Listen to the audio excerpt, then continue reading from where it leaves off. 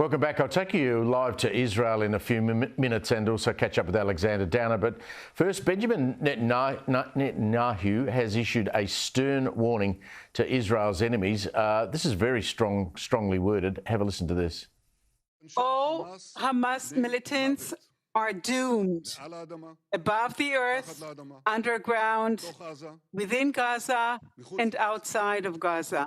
We are showering hellfire on Hamas. We already eliminated thousands of terrorists, and this is but the beginning. Who knows where this is going to go? Well, someone who will have a better idea than most is the former Foreign Minister Alexander Downer, who joins me from Sydney. How dangerous is the situation right now, do you think, Alex? Well, Steve, I think it is dangerous. I mean, the Israelis do have to do their best to eliminate Hamas, because Hamas wants to destroy the Jews altogether, kill the Jews in the Middle East. So they have no choice but to endeavour to destroy Hamas. But to the north, there's the danger of HISBOLLAH, the Iranian-backed terrorist organisation, raining more missiles onto Israel and attacking Israel through the south of Lebanon.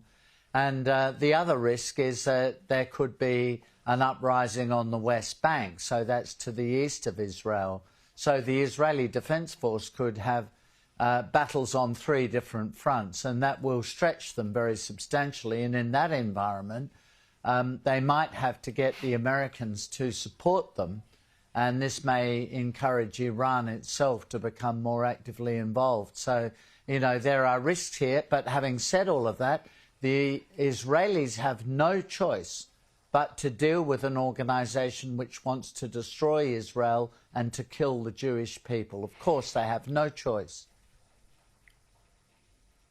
With your great experience here, and I want to tap into what might be going on, you know, behind the scenes diplomatically. I mean, clearly it seems from a distance that the United States wants to delay that ground invasion. Why do you think they don't want the Israeli Defence Force to go in now? And how worried are the Americans, do you think, about potential Iranian involvement in this conflict? So, first of all, I don't know. So this is pure speculation on my part, but I think the Americans will be anxious to get the American citizens who are being held hostage out, and American citizens in Gaza out as well. And I suspect they've asked the Israelis for more time in order to do that, and working with the Qataris, try to make more progress in the hostage release negotiations.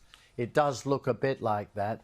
The second thing is that the Americans, like all of us, are obviously aware that Hamas, whenever the Israelis attack, run a very solid propaganda line about the death of civilians, and you get people like the Secretary-General of the United Nations coming out and suggesting the Israelis might be about to, or maybe even are, committing war crimes.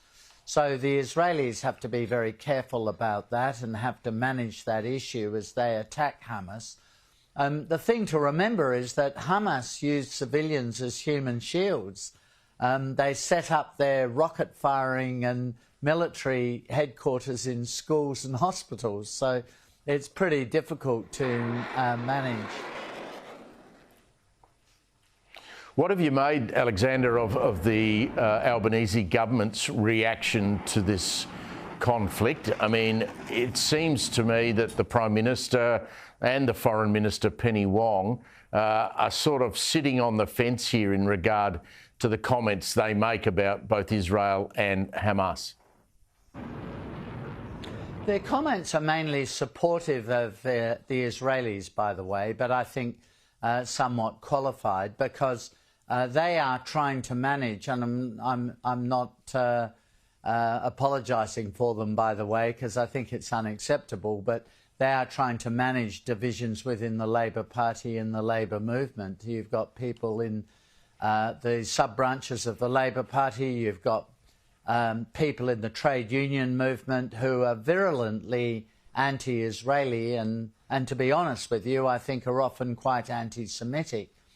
they don't want to get those people too much offside. So on the other hand, they realise that the challenge here is to help Israel and support Israel at a time of great pressure, and when the Jewish people themselves, as is usual for people who are Jewish, are under pressure and subject to intense anti-Semitism sentiment. So they've been trying to balance those things, and I don't think this is an issue of balance. I think it's quite straightforward. We have to support Israel. We have to support the Jewish people. Hamas want to eliminate Israel. They want to kill the Jewish people, and we have to support Israel in trying to stop that and to eliminate Hamas. We've got the Kremlin denying claims that Vladimir Putin uses body doubles for public appearances and reports that he's had a heart attack last weekend. What can we believe or not believe about these sort of things? I don't believe it. I think Vladimir Putin is, you know, I don't know how well he is, but he seems to be reasonably well. In any case, even if he wasn't well and he retired or died or whatever happened, he would be replaced. And don't be so sure he'd be replaced by somebody more liberal and more reasonable and more pro-Western, because I don't think that is the sentiment in Russia at all. So, but in the main, I would dismiss those rumours. They've come and gone for the last couple of years, and I think they're mainly not true.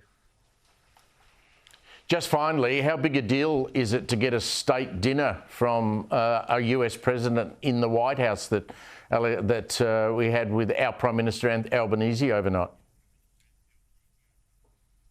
It's good. I mean, it's an official visit. So for an official visit for the head of government, which is what Anthony Albanese is, that comes with a state dinner, and other Australian Prime Ministers have had them as well, and it does reflect the affection the Americans have for Australia, and the relationship with the United States is fundamental to our security and the power balance in the Indo-Pacific region. We want to keep the Americans on side and keep them engaged. So all of our Prime Ministers over many years have done a good job in maintaining that relationship. And it's pleasing that Anthony Albanese understands the importance of that relationship. I mean, he came from the left of the Labor Party.